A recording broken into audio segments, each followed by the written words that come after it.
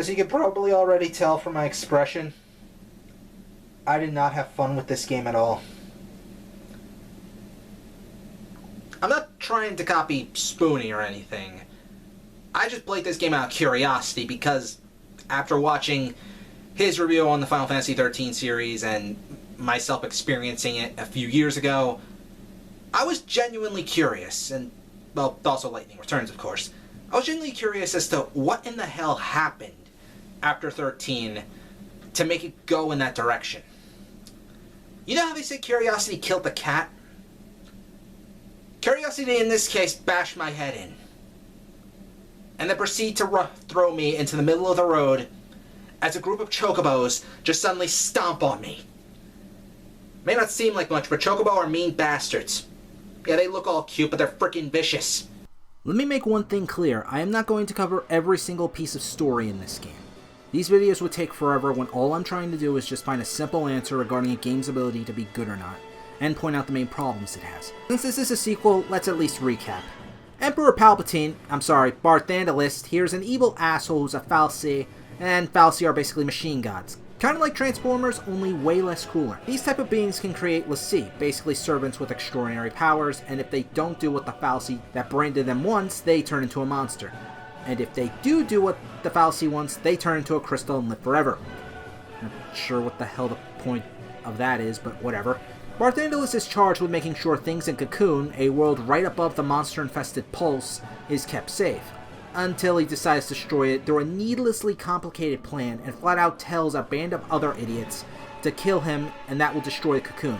Rather than find an alternative way or anything like that because the writer suddenly decided not to, just put that in there, they decide to do what the villain wants instead, and Cocoon is about to slam him to Pulse as a result. But Fang and Vanille use the power of bullcrap to transform into Ragnarok and manage to somehow turn into a giant crystal to act as a pillar to keep Cocoon safe. Well, I don't know about you, but that made perfect sense to me. And with that said, let's review.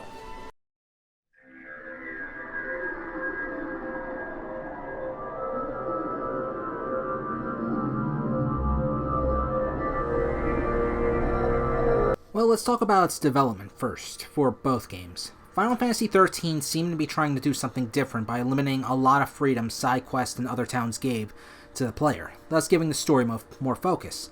This was done because those over at Square Enix felt that with those things, it will be harder to focus on the main mission of the game, with examples such as Fallout and Skyrim to name a few. And I kinda agree. Sort of. Let me explain. The main goal can be distracting when you have all those delicious little side quests at your fingertips, sure, but at the same time though, those are extremely fun and add much lore to the game. You could explore more of the world, from giant hidden monstrosities threatening other lives, to even simple stuff like learning more about a character and seeing them develop further. Final Fantasy XIII lacked a lot of that, and any extras were mostly just fighting more and more powerful monsters with little to nothing else. And not with a very good combat system either. A lot of RPGs are technically linear, and even utilize the dread hallway everyone keeps referring to, but at least with those RPGs, they at least try to expand on the lore and characters with different stuff, like religions, areas, etc. Final Fantasy XIII failed to do this with its limited zones being mostly Cocoon and Pulse. Despite all those flaws though, 13 sold very well, most likely due to fan loyalty, since even I admit that I bought 13 on day one without reading any reviews. The developers heard the criticism and tried to fix some of the flaws 13 had with 13-2 by adding towns, more areas, less hallways, pretty much everything old Final Fantasy fans wanted. Sort of. However, remember what was just said earlier, the world of Final Fantasy XIII is very limited. You have the world of Cocoon floating above Pulse, where little to no conflict occurs thanks to the death of Barthandalus now, and while on Pulse, you have all those monsters. Not to mention in the last game, everyone lost their l'Cie powers, so sequel ideas are extremely limited. So what was their idea? Time travel!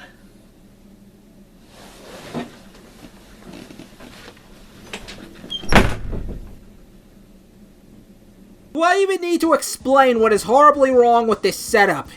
Time travel in a series that just shoves it in to just keep a series alive tends to be the kiss of death in a lot of games, usually because of inconsistent plot holes and things just not making sense. Name one series. One where it made some things actually better. Alright, that doesn't count. I said video game. Go burn in the sands of Kagor. And in a game series where you already had to read stuff, is that the kind of thing you want in it? Moreover, I saw how this thing was done in Third Birthday, and that game most likely did it even worse. I'm still unsure about that and would have to replay it, but I think I'd rather try to complete 13-2 to completion than ever touch Third Birthday again. Alright, compared to the previous game, there's little difference regarding the graphics. They're still very good, especially with the cutscenes, and despite the story's problem, the voices they got to do the characters do a very good job in acting for the most part. Magic is slightly more impressive this time around.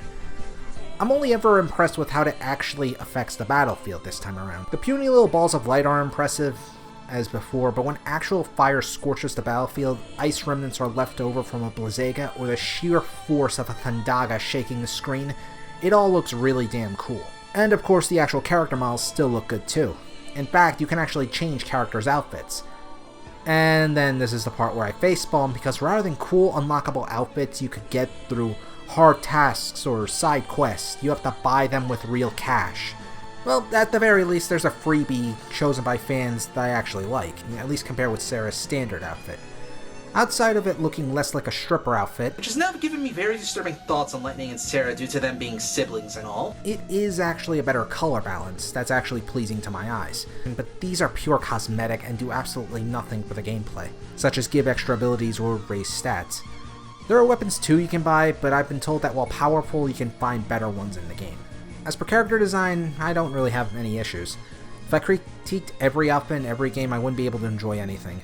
I'll say this much though, at least these guys are wearing pants. As for the environments, they look nice, and not every area is filled with a hallway, barring a few places. Sadly, none of these areas are entirely big, feeling very restricted and not helped with the boring story given. Plus, there are a few hallways every now and then. The same goes for towns and other rest stops, which lack any memorable characters compared to other games. It all ends up just feeling really empty, and monsters in the field being replaced with random encounters don't really help in this matter. As for the music, I admit I found myself both liking and hating it. The standard battle music, for instance, has 2 different songs, though there is a third at one certain point in the game. But despite my preferences, both actually work considering the fast pace of combat.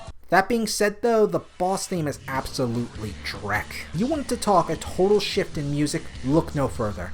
And before anyone jumps down my throat in the comments with how Jet in Final Fantasy X had this kind of theme, there are a few differences. The setup for the fight matched the tone of Underworld, the song being played at that time. Jet's look also helped complement the sudden heavy metal song we got in that game. In this game, however, it's mostly played for fantasy creatures and machines while also feeling really slow, so it doesn't really quite match up. Plus, I just really hate this song. Then we get the rest of the forgettable soundtrack. You know, some of those songs with lyrics, some of them don't. And of course, the infamous heavy metal chocobo theme. Yeah, I know about this theme before I played the game. Believe me, I know it's bad, but I think that's the intention. After all, this only plays when you take control of a red chocobo that somehow keeps eating your Geisho greens, and was converted this way because of time paradoxes. It's just stupidly insane and surprisingly fits the crazy chocobo. The only problem I really have is the chocobo isn't really that crazy. I mean, it steals my Geisho greens, but that's about it. And with all that crap out of the way, let's dive into the story. Wait, you know Lightning? Mm-hmm. She's the one who told me to come here. When you're playing this, do yourself a favor and grab some popcorn or something, because you're going to have to sit through a rather long intro. It's through the dialogue and actions of the cutscenes that we know a few things. Lightning is now fighting under a goddess named Etro, and Caius has lost someone close to him, and decides to try and fight Lightning, presumably to kill Etro. And both are able to control armies of monsters, and... wait, are we sure we're not in like the Pokemon dimension or something? I wanna be the very best. No, too soon to play that joke. Let's just stop getting derailed here. At any rate, through a madly awesome fight between the two, it is revealed that Caius can transform into a creature that is apparently a form of Bahamut. I don't know, to me it looks like a flying werewolf in armor rather than a dragon. Am I the only one who sees this? After a few minutes, a young man appears to enter this world known as Valhalla, and his name is Noel. Lightning sends the young man to protect his sister back home and to solve problems while she deals with Caius head on. Where is Sarah, you ask? In New Bottom, or whatever it's called, I honestly can never remember the name, and still depressed about the death of her sister and having dreams about her, or rather visions. And this has been going on for like about 3 years. So after Sarah eventually wakes up, she soon finds herself in a rather bizarre stripper outfit. Just as she goes outside, suddenly a meteor... Wait a minute. That looks familiar.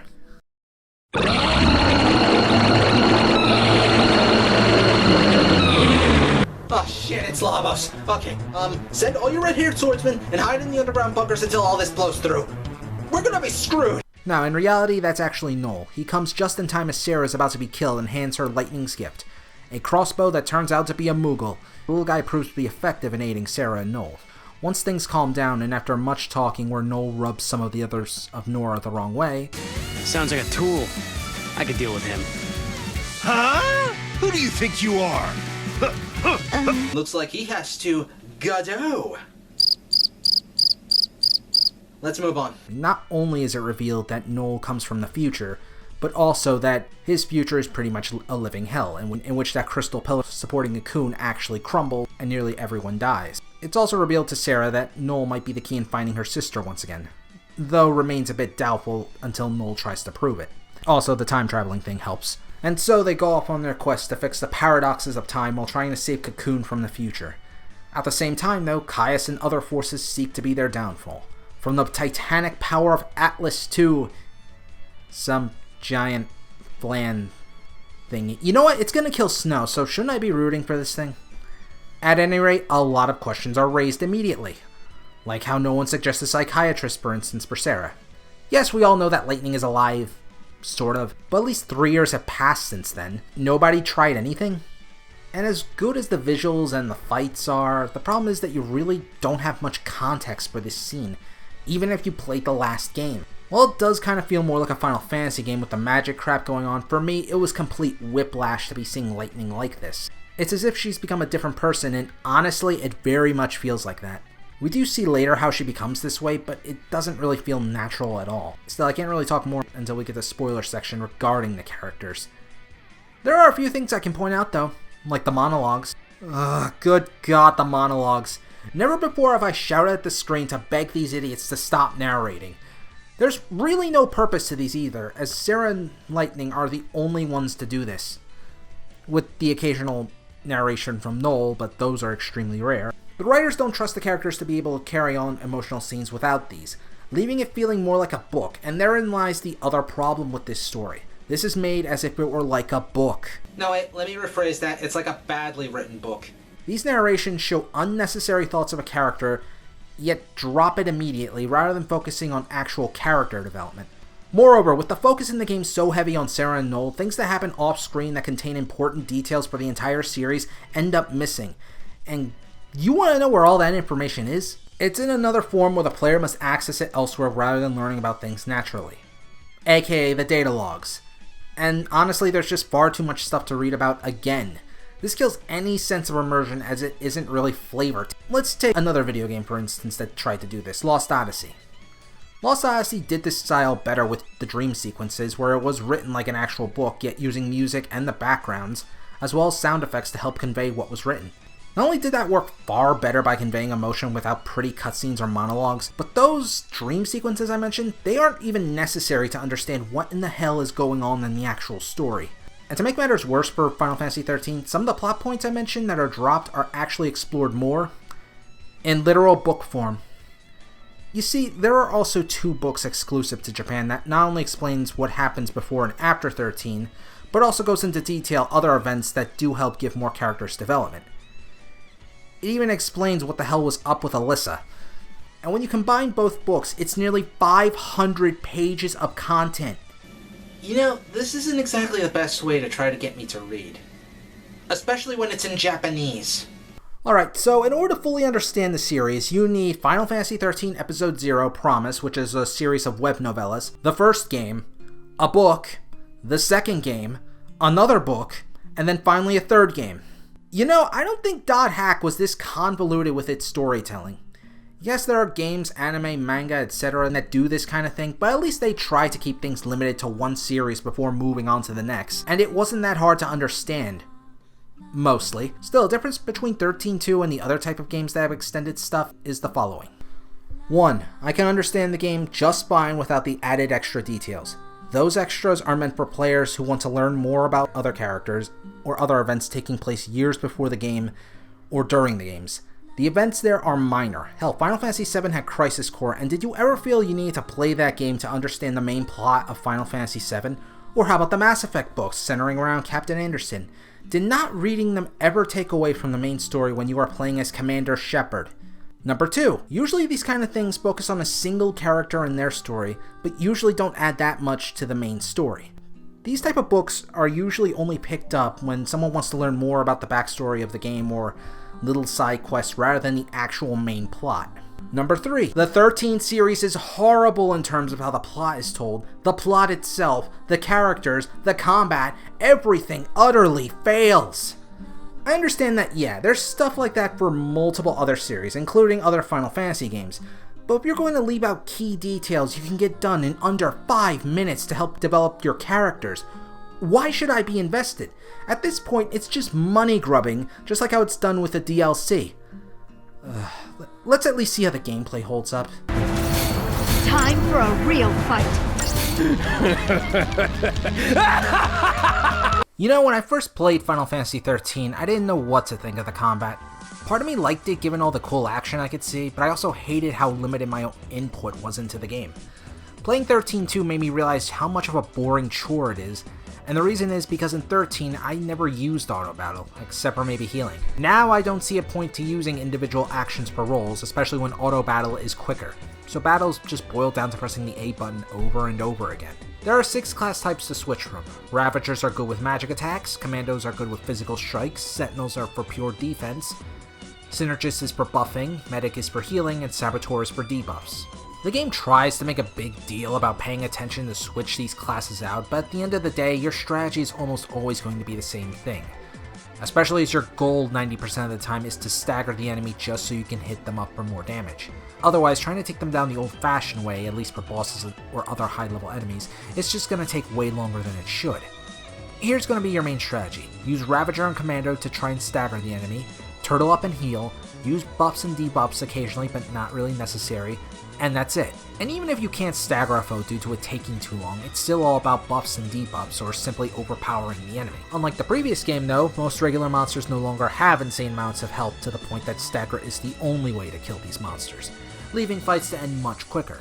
Considering the combat system was already terrible by not allowing much strategy, I'm still counting this as an improvement though. It's still terrible, but it doesn't take forever now, and the monster mechanic at least tries to add more to this. The monster mechanic allows you to have like another monster to fight alongside you, but I wouldn't try on collecting them like you would Pokemon. I was able to get by the game with just one of these magic sleeping penguin thingies. Yes, the Ravagers. Man, Linkara is right. That is a stupid name.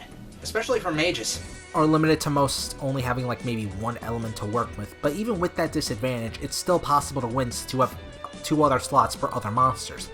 Having a Sentinel early on guarantees a victory in some cases, especially against high-level behemoths early on in the game, in which they just become a joke to fight. Might take a while, but it's still possible, and it's a great way to easily level up your characters. Not that it's really needed given the length of this game. I managed to shoot halfway through the game in under 7 hours. In fact, I wasted my time as the behemoth wasn't really that useful, and was just a pain in the ass to level up. But that isn't to say there aren't, helpful monsters or anything. Can look at traits each monsters have. Late bloomers start out weak, but can become incredibly stronger at higher levels. However, early bloomers are lucky to level up once and can be powerful too. You can even have the monsters you collected devour other monsters you collected in order to gain other abilities, such as resistances or actual roll commands if they devour the same type of monster. You can make some powerful setups that put Noel and Sarah to shame. Hell, as I played, I want these monsters to replace Sarah and Noel. In this case, monsters rule. There are technically better monsters, you probably won't need them unless you want to waste several more hours. For instance, I grinded for hours to get a blue chocobo, and it wasn't that impressive, and just time consuming to just find the materials needed to level up. I eventually just gave up and stuck with the penguin I had because its magic was high enough to be useful. Even with the limitations, monsters can easily make battles easier given how ridiculously powerful they can become. And if you grind them, Sarah and Noel will only grow more powerful as well thanks to the Crystarium. Right, should actually get to the level up system. It's been made even simpler and probably for the worst, honestly. It's still a straight line despite the shape of the Crystarium mimicking their weapons like a constellation. There is no longer a limit as you can grind your problems away if the enemy is really proving too difficult. And at the end, you can even choose a bonus, be it an extra ATB bar to allow for more actions. You can gain more rolls since you only start out with Ravager, Sentinel, and Commando. Bonuses to those rolls if they're already obtained. A boost in the accessory limits which allow you to equip more stuff or better gear. And once you mastered the Crystarium enough times, you can pull off special attacks that can only be used once in a fight. Of course, both characters learn the exact same stuff, so it doesn't really matter what role you put them in. Though in my playthrough, I at least found Noel more of a physical fighter, while Sarah seemed good with magic. Experience is called CP in this game, and it doesn't take much to level up. In fact, you'll find yourself stopping right after a fight just to level up, and it becomes incredibly annoying. However, despite the characters possessing the same set of skills barring their special moves, they can't learn everything, and that job is left to the monsters. Now remember the weapon level up system in 13, and how you had to get different materials to upgrade, but you were afraid of it being a waste on one weapon, so at times you were better off fighting with the one you upgraded anyway, and just ignoring all the other weapons? Yeah, the developers covered that up with the monsters, as you need specific items to keep leveling them up so they can get stronger, and that can be a waste of hours. I mean, sure, I don't doubt you can get a good setup, but if something is already working for me now, why should I change it? Monsters also have their own little limit breaks called the Feral Link, which can be good comeback in a fight or just to make sure your opponent doesn't stand a chance. Their main use is to use them to finish off a monster so you can get a much higher chance of attaining the killed monster as one of your own. The problem, however, is that when using these, the fight keeps playing, meaning whoever you are controlling at the time is gonna get the man crap beaten out of them if they are doing absolutely nothing, and can die easily if you are already in trouble. The one good thing is that you can switch between leaders now, meaning if either Sarah or Noel dies, you'll be given control over the other. But know this, there is one creature that stands above them all. One creature to dominate them all. Unless you pay $3 for, the Omega DLC and all the other DLC, in which case you have to fight the monster. Stir in, some kind of arena, and I'll get more into that later. But, one creature that is the doom of mankind. Atlas, pussy. Caius, pussy.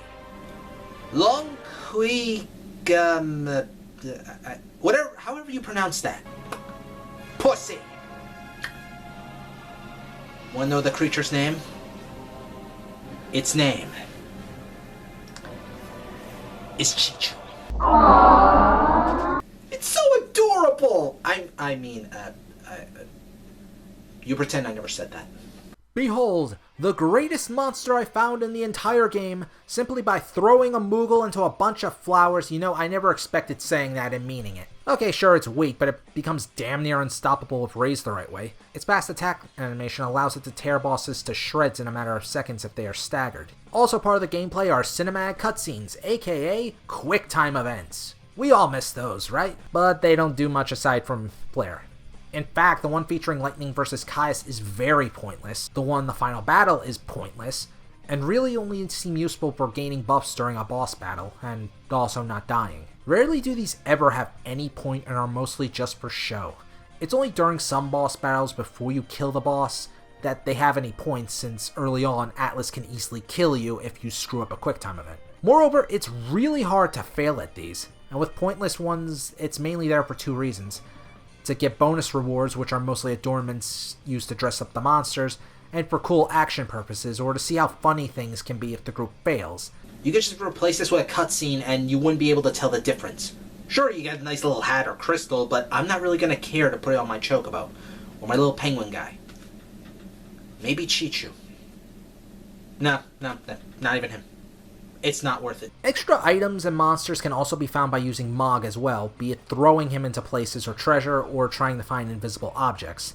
The game is also filled with puzzles and minigames, though the puzzles feel more like a road bump, and are incredibly easy for the most part, at least ones that are part of the main story anyway. Minigames are available in another area, but boil down to either slots or chocobo racing. While I didn't exactly love it in Final Fantasy VII, Square Enix at least made it enjoyable, and even spawned off another chocobo racing game, which apparently has earned a lot of praise. Yet when I heard Spoony say how they messed this up, I was a bit skeptical. You know what? I'm an optimist. Console generation is really good right now. You cannot possibly screw up chocobo racing. So let's race. You're kidding me, right? That's chocobo racing? That's not racing, that's jogging! I can jog faster than that. And this is the part of the review where I apologize to Spoonie, because I didn't realize how boring you can make chocobo racing. I'm sorry. All I had to do was play one soul-crushing race to experience this travesty. To sum things up, it's the equivalent of watching real-life horses on the racetrack. No. I take that back, because that's an insult to writers everywhere, because that has far more energy to it. All you do is just watch the chocobos run, or rather, they jog around the racetrack, and you can give them some other bonus abilities, but it's not much. I didn't expect anything mind-blowing, but this was just insulting. Even more insulting was the fact that in order to gain access to things like the Coliseum or other minigames like poker, you have to buy the DLC pack. Hell, when you enter the Arbiter of Time's area, he even says that now is not the time for battle or something, hinting that the place is nothing more than a dumping ground for DLC. And he's right. Sure, through the DLC you can gain Saz, Lightning, different versions of her mind you, and Snow to join up in your party to replace the monsters, but it really doesn't seem worth it given the limited amount of story here. So, do I need any more proof as to why the game feels like a cheap cash grab? Side quests are also present, as you can also explore alternate timelines or explore the future, but they are mostly either find a hidden item or fight a particular boss. I wouldn't mind these so much as I'm used to playing them in other games, but the problem comes from that while these quests usually have a tiny bit of story to them, it isn't really much and affects absolutely nothing. The bigger sin, however, is that a lot of them do nothing to really expand on the world of Final Fantasy XIII. The series was very limited to begin with in terms of lore. There are no other species or religions in these games, no other towns or lifestyles or anything of the sort. Things like that are mentioned, such as the war that happened or the stuff involving the Seers, but that stuff is usually told to us rather than allowing us to experience it. In order to examine more of the problems and how it can actually be improved, let's take a look at Chrono Trigger. And I swear to God, I heard someone say Final Fantasy XIII-2 is a spiritual successor to Chrono Trigger. Someone, for the love of all that is holy, slap that person with a goddamn salmon, because that is not even close to being true. Chrono Trigger at least had more things explored with the time travel stuff. We got to see other stories play out, other characters struggle and join up with you on your adventures, while also exploring the world's history. From the years of the knights, to prehistoric time, to the year where magic was strong, to even the very future when it turns to crap. It feels like an adventure, experiencing everything through exciting moments to help not only show how a character was badass, but in showing how they develop and work together for a common cause to save the entire world. There was even optional stuff you could do that allowed you to learn more about the characters. Everything in that game felt meaningful. In both Final Fantasy XIII games, not even the side quests feel like they are accomplishing this because the game is so limited to Cocoon and Pulse. And rather than allow you to go back in time to try and experience the wars or the Seers, the game simply tells you about it or forces you to read about it in a stupid data log. This was the biggest problem I had with the 13 series, and it's still very much present in this game as well. The side quests feel more or less the same thing, and nothing really adds character development or world building. As for completion bonuses, you can fight some extra bosses and gain new endings, which are all pointless except for maybe finding out how the story could have gone right or wrong at certain points. I'll give the game this much credit. They at least seem a bit more interesting, setting up some better scenarios to look at. However, you apparently need to beat the game before you can see all of them. Unless you already like the story of the 13 series, you won't even bother doing this. Still, this game can at least boast of having extras, I guess. Until you realize, in order to get the best unlocks, you have to pay for those, the costumes, the arena battles, etc., etc. Say it with me, kids. Cash. In. Game. I knew you could.